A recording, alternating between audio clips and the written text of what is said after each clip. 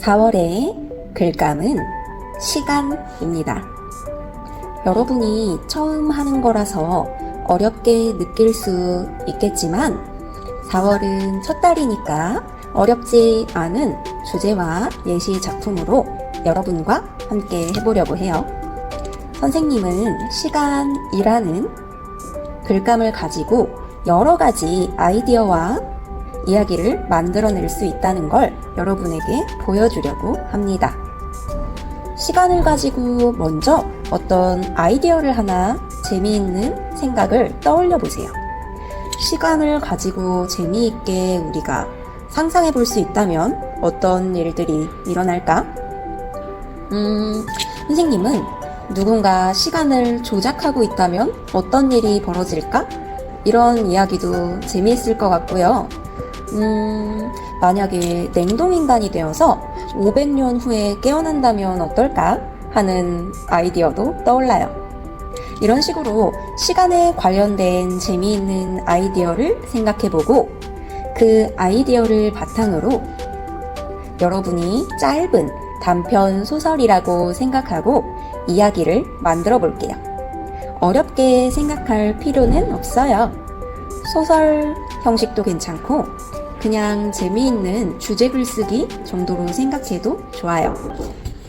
여러분이 시간을 떠올렸을 때 나오는 아이디어들을 가지고 글을 쓰겠지만 만약에 저는 처음이라 너무 어려워요. 어떤 아이디어를 생각해내야 할지 모르겠어요. 하는 친구들은 선생님이 몇 가지 예시 아이디어를 보여줄 테니까 그 아이디어 중에서 골라서 써보아도 좋아요. 우리 그러면 함께 상상하러 가볼까요? 우리가 시간을 주제로 쓸 수 있는 아이디어 예시들을 함께 상상해 볼게요. 여러분이 시간이라는 글감을 가지고 스스로 생각해서 하나의 작품을 만들어 보면 더 좋지만 처음이니까 아마 생각을 떠올리는 것 자체가 어려울 거예요. 그래서 선생님이 다양한 예시를 준비해 봤어요. 어려운 친구는 이 중에 하나를 골라서 창작해 보아도 좋습니다. 1번, 시간이 멈추는 것과 관련된 여러 가지 주제가 가능할 것 같아요. 아침 8시 10분, 시계가 멈춘 채 하루가 반복된다면? 이런 상황을 가정하고 소설을 나 중심으로 혹은 멀리서 다른 사람의 이야기를 이야기해 주듯이 다양하게 적어볼 수 있을 거예요. 모두가 멈춘 세계에서 나만 움직일 수 있다면 어떨까요? 학교의 시간은 멈추는데 바깥 세상의 시간은 그대로 흐른다면? 이런 주제들 재미있게 글을 쓸 수 있을 것 같죠? 다음으로 시간을 조작하는 사람이 나타나는 주제도 재미있을 것 같아요. 친구 중 한 명이 몰래 시간을 되돌리는 시계를 가지고 있다면 어떤 일들이 벌어질까요? 선생님이 수업을 좋아해서 계속 수업을 하려고 시간을 계속해서 되돌리고 있다면 어떤 사건이 벌어질까요? 나만 모르고 반 전체가 시간 반복 실험에 참가 중이라면 어떨까요? 사건을 가지고 이야기를 풀어가도 좋고 주인공의 감정 위주로 이야기를 풀어가도 좋아요. 어렵다면 마치 내가 주인공인 것처럼 일기를 쓰듯이 풀어가도 좋습니다. 미래의 이야기를 한번 해볼까요? 내가 냉동인간이어서 500년 후에 깨어나거나 미래의 내가 찾아와서 이건 반드시 바꿔라 라고 말하고 사라진다면 우리 동네에 갑자기 미래 음식 자판기가 생긴다면 어떻게 될지 작품으로 창작해보면 굉장히 재미있을 것 같아요. 미래가 아니라 시간이 반대로 거꾸로 흐른다면 어떻게 될까요? 하루가 끝에서 거꾸로 시작되는 거예요. 자고 일어나면 전날 밤이 되고 또 자고 일어나면 전날 밤이 된다면 아침이 밤이고 점심이 아침이고 시험이 끝나면 다시 하루가 시작된다면 반 친구들이 점점 어릴 때의 모습으로 돌아간다면 어떤 작품이 펼쳐질까요?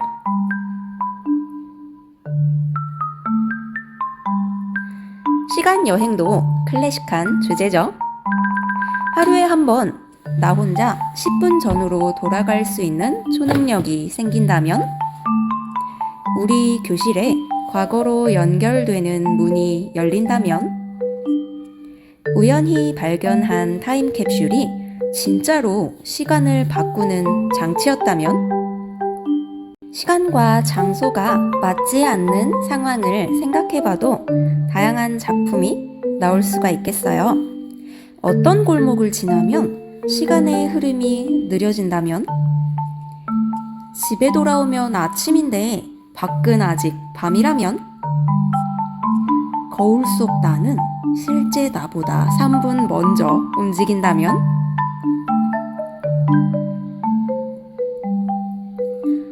시간에 감정이 관련되면 어떨까요? 누군가의 마음이 아프면 시간이 느려진다면 오히려 반대로 내 기분이 좋아지면 시간이 빨리 간다면 시간이 감정에 반응하는 세계 속에 떨어진다면 이런 다양한 생각을 아이디어를 먼저 정해보고 그 아이디어를 바탕으로 어떤 주인공이 어떤 일을 겪을지 어떤 생각을 하고 어떤 감정을 느낄지 다른 등장인물은 누가 나올지 어떤 대화를 주고받을지 떠올려 보세요. 머릿속으로 떠올린 것을 먼저 말로 한번 이야기를 해보고 그 다음에 쓰면 훨씬 글이 잘 써진다는 거 아나요? 말로 할 때는 부담이 없어서 더 다양한 재미있는 아이디어가 떠오르거든요. 이 중에서 고르는 것이 아니라 여러분만의 아이디어를 떠올려서 글을 써주면 더 좋아요. 어떤 식으로 우리가 작품을 만들어 볼 수 있을지 예시 작품은 이따가 뒤에서 함께 살펴볼게요. 선생님이 써본 첫 번째 예시 작품은 소설 느낌으로 적어봤어요. 아이디어는 아까 이야기한 것 중에 누군가 시간을 조작하고 있다 라는 아이디어에서 영감을 얻어봤어요. 제목은 딸깍 다시 흐르다. 벌써 제목만 봐도 어떤 느낌인지 감이 오죠? 여러분이 과제를 올릴 때는 제목 위에 아이디어를 적고 그 이야기의 제목 그리고 날짜 그리고 자기 이름 이렇게 적어주세요. 그 밑에 이야기 여러분이 쓴 글을 이어서 쓰는 거예요. 그러면 한번 이야기를 읽어볼게요. 여기서 중요한 건 글을 먼저 쓰고 제목을 짓는 것이 좋다는 거예요. 아이디어를 정하고 이야기를 쓰고 그리고 제목을 마지막에 짓는 것이 가장 좋답니다. 첫 번째 이야기예요.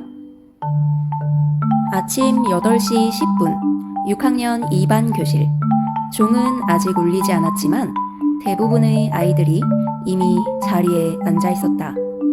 누군가는 책을 읽고 있었고 누군가는 친구들과 떠들고 있었으며 몇몇은 아침 체조 영상에 맞춰 조용히 몸을 움직이고 있었다. 평소처럼 평범한 하루의 시작 같았다. 단 한 가지, 시계만 빼고. 교실 벽에 걸린 시계가 8시 10분에서 움직이지 않았다. 처음엔 건전지가 다 됐나 싶어 모두 별 생각 없이 넘겼지만 교실 안의 시간이 이상하다는 건 곧 드러났다. 종이 울리지 않았고 창밖에서 들려야 할 방송 소리도 없었다. 선생님도 오지 않았고 복도는 조용했다. 그런데 이상하게도 아이들은 점점 그 상태에 익숙해졌다.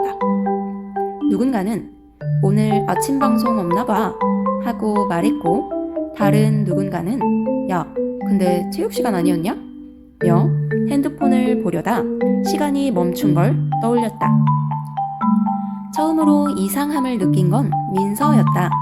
민서는 날씨나 공기 같은 자잘한 변화를 잘 느끼는 아이다. 그날따라 창밖 나무의 그림자가 아예 움직이지 않는다는 걸 눈치챘고 친구들이 몇십 분째 같은 말만 반복한다는 것도 알아차렸다. 더 놀라운 건 지우개를 떨어뜨렸는데 다음 순간 다시 책상 위에 그대로 있었다는 것이다. 시간이 정말로 반복되고 있었다. 민서는 수업이 시작되기를 기다리다 결국 자리에서 일어나 교실 문을 열었다. 복도는 텅 비어 있었고 다른 교실 문은 닫혀 있었다. 그는 조용히 1층으로 내려갔고 학교 시계탑 쪽으로 향했다. 이상하게도 시계탑 근처에는 희미한 빛이 맴돌고 있었고 거기서 누군가의 실루엣이 보였다. 흰 옷을 입은 아이였다. 처음 보는 얼굴이었고 이 학교 학생처럼 보이지도 않았다. 아이는 민서를 돌아보지도 않은 채 입을 열었다. 여기는 멈춘 공간이야. 원래 너희 반은 오늘 발표가 있었지. 중요한 발표. 근데 어떤 아이가 그걸 피하고 싶어 했어. 그래서 시간이 고장났어. 민서는 무슨 말인지 이해할 수 없었다. 하지만 머릿속 어딘가에서 발표라는 단어가 찌르듯 떠올랐다. 오늘은 발표를 맡은 날이었다. 모두가 앞에 나가 이야기를 해야 했고 그걸 누군가는 두려워했을지도 몰랐다. 민서는 조용히 물었다. 누가 그랬는데? 아이는 고개를 저으며 말했다. 말할 수 없어. 하지만 해결할 수는 있어. 누군가 자발적으로 앞으로 나가면 시간은 다시 움직여. 민서는 조용히 끄덕였다. 돌아오는 발걸음은 느렸지만 단단했다.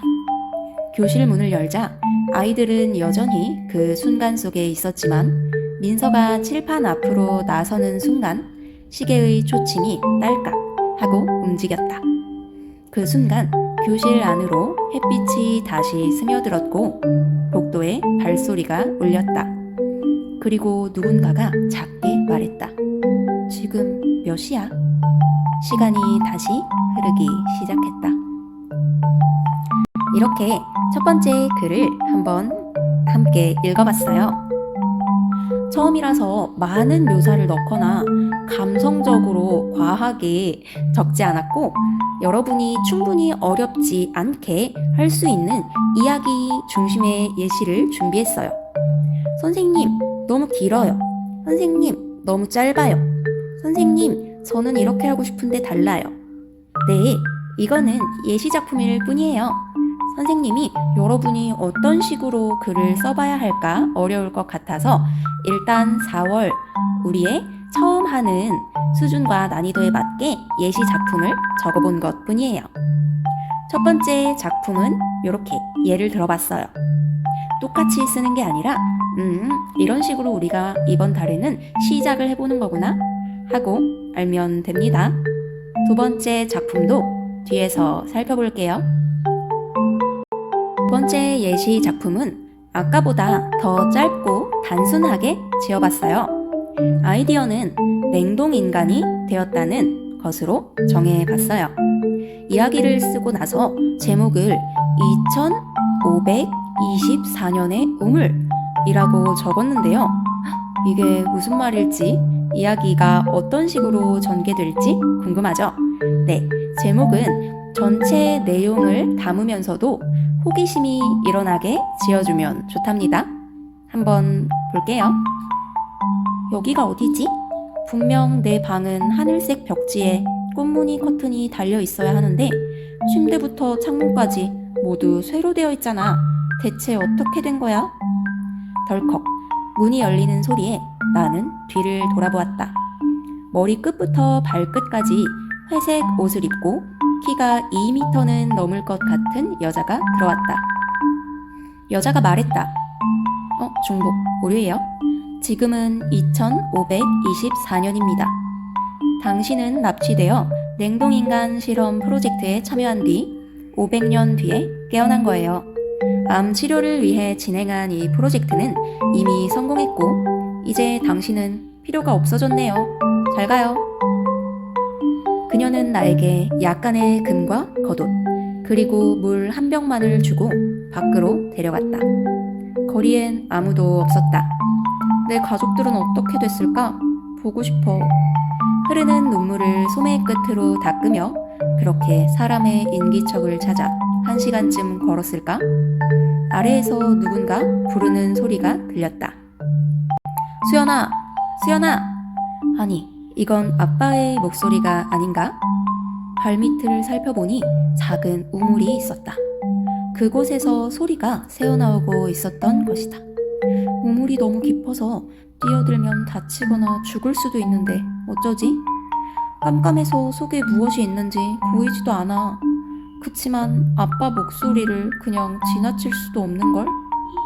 한참을 고민하던 나는 두 눈을 질끈 감고 결국 어두운 구멍 안으로 뛰어들고 말았다. 찰싹. 등허리에 고통이 느껴져 눈을 뜬 그때 박수연, 꼭 등짝을 맞아야 일어나지? 된장찌개 해놨으니까 얼른 나와. 눈앞에는 하늘색 벽지와 꽃무늬 커튼 그리고 아빠의 환한 얼굴이 있었다. 꿈이었네요. 네, 이렇게 단순하게 동화 속 이야기처럼 적어봐도 좋아요.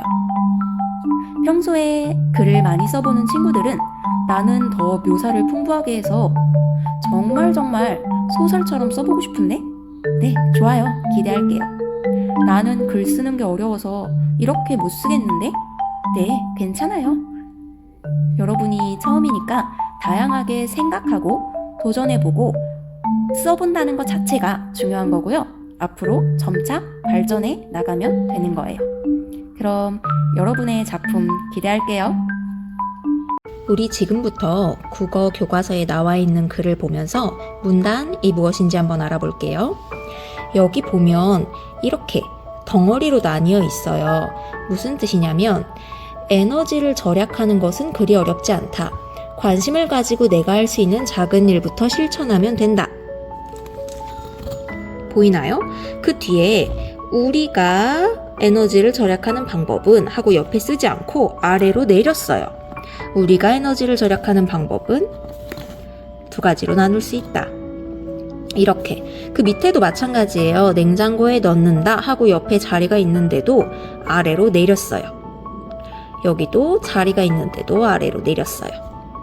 이건 뭐냐면 글을 쓸 때요. 중심 생각이 조금 달라지는 부분을 아래로 내려 쓰는 거예요. 그랬을 때 이 한 덩어리를 우리가 문단이라고 불러요. 그렇게 했을 때 읽는 사람이 더 이해하기 쉽고